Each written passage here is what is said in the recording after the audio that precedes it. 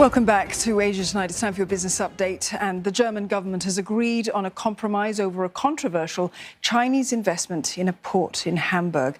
Now, the scale of the purchase has been limited to below 25% of the container terminal, down from an initially planned 35%. Factions of the government have clashed over China's Cosco investment in the port.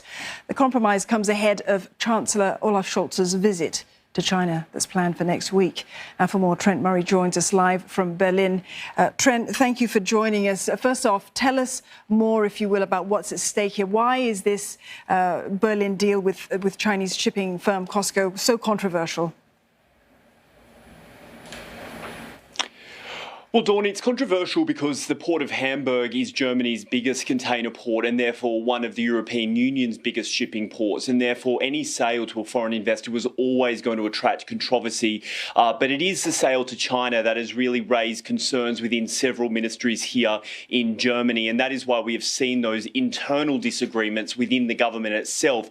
Really pushing for this deal has been Chancellor Olaf Scholz. He is a former mayor of Hamburg himself. He knows that city very well, and he knows there is a lot of money to be made there by doing greater trade with China, but he has effectively clashed with his own foreign ministry and his own economy ministry. Now, a leak has come out of the foreign ministry, several German outlets as well as the Reuters news agency effectively getting their hands on the warning from the foreign ministry's office, and I'll read you a little bit of it. They warned the Chancellor that any purchase by China would expand China's strategic influence on German and European transport infrastructure, as well as Germany's dependence on China. They go on to say that there are considerable risks that arise when that infrastructure could be controlled by China, while China itself does not allow Germany to participate in Chinese ports. So despite those warnings, despite that criticism, if you will, Olaf Scholz has instead continued to push through with this deal. But the compromise has been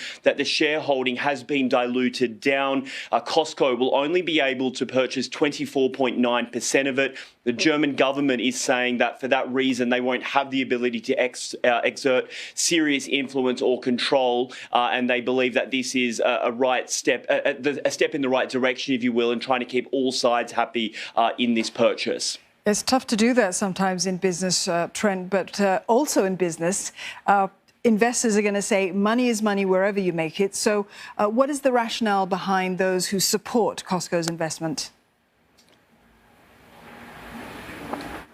Well, you're absolutely right. And a lot of those voices saying money is within German industry. China is now Germany's most important trading partner. I mean, let me give you just one example. The famous automotive sector here. Well, 1 in 3 German-made cars is now sold to a Chinese driver. So they understand there is a lot of money to be made and economic prosperity as well by doing greater trade and investment with China. And there is also a lot of competition within Europe for that investment from Beijing into other ports. And so supporters of this deal say that the container terminal at Hamburg is just competing with other major terminals like Rotterdam in trying to boost the amount of investment that it is getting from abroad. And therefore, it's good for the city, it's good for Germany, it's good for jobs.